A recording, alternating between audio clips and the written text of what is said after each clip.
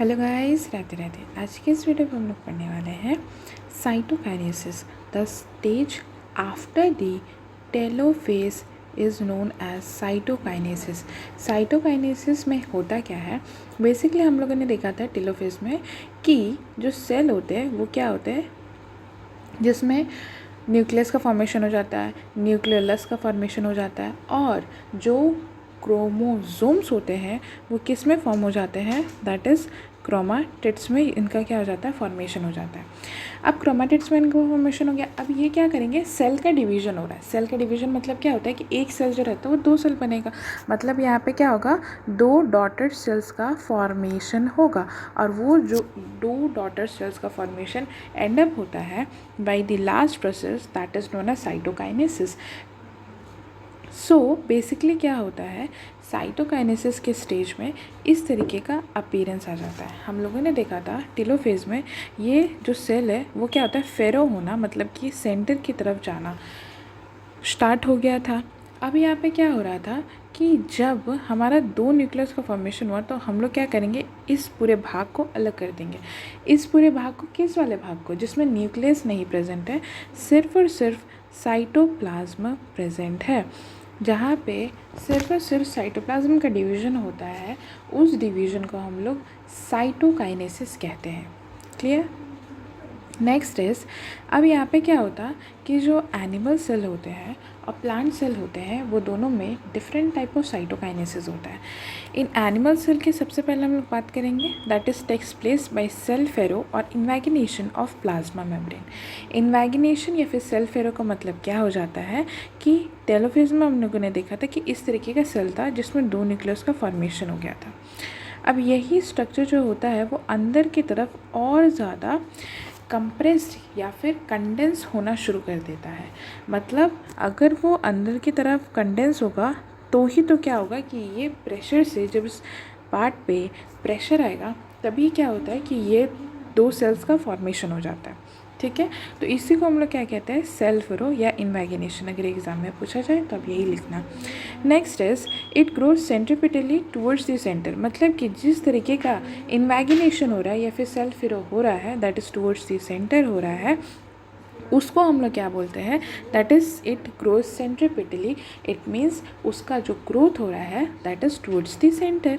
The cell furrow is done by microfilament. It is a very important question, क्योंकि the cell furrow जो होता है, मतलब कि फेरोइंग ऑफ द सेल, मतलब जिस तरीके का ये स्ट्रक्चर हो रहा है वो किसके द्वारा किया जा रहा है, किसी चीज़ के द्वारा तो किया जा रहा होगा, that is by the microfilaments.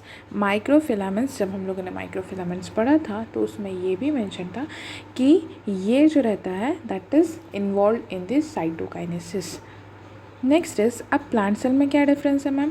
Plant cell में ये डिफरेंस है कि it takes place by cell plate formation. मतलब क्या होता है कि ये टेलोफेज हो गया, ठीक है।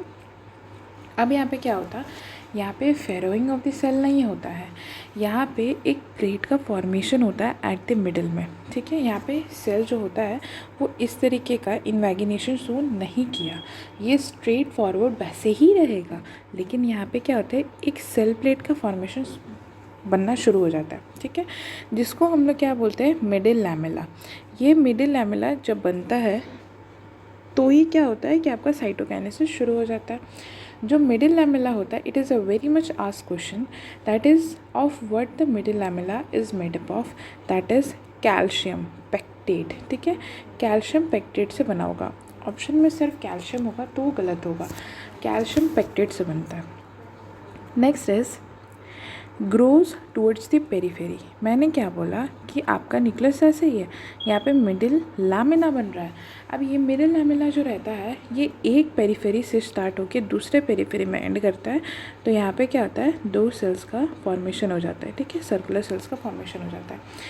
लेकिन इसको एक नाम देते हैं हम लोग, जैसे कि हम लोगों ने कहा था इन एनिमल सेल में अगर वो सेंटर की तरफ बढ़ रहा है तो मतलब सेंट्रीपिटल, लेकिन अगर वो क्या है, सेंटर की तरफ बढ़ नहीं रहा है, सिर्फ पेरीफेरी टूट रहा है, दैट इज़ सेंट्रीफ्यूगल। मतलब इसका सेंटर के पास आने जाने से कोई लेना देना नहीं है, इसका बस ये कहना है कि मैं एक एंड से शुरू होगा दूसरे एंड से ख़त्म हो जाऊँगा।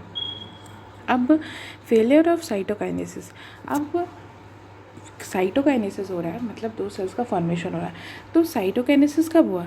टेलोफेज के एंड में, ठीक है। साइटोकाइनेसिस कब हुआ? जब टेलोफेज होने वाला था तब।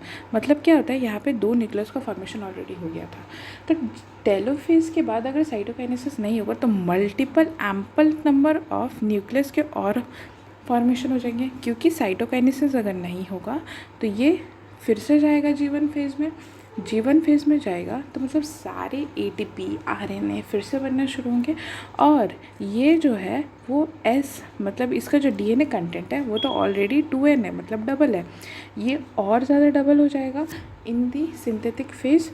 इसलिए जब फेलियर ऑफ साइटोकाइनेसिस हो जाता है तो जो सेल हो जाता है उसमें ample number of multiple number of nucleus का फॉर्मेशन हो जाता है। उस कंडीशन को हम लोग क्या कहते हैं? That is multinucleated. और इसको एक टर्म देते हैं दैट इज़ सिंकाइटियम, ठीक है।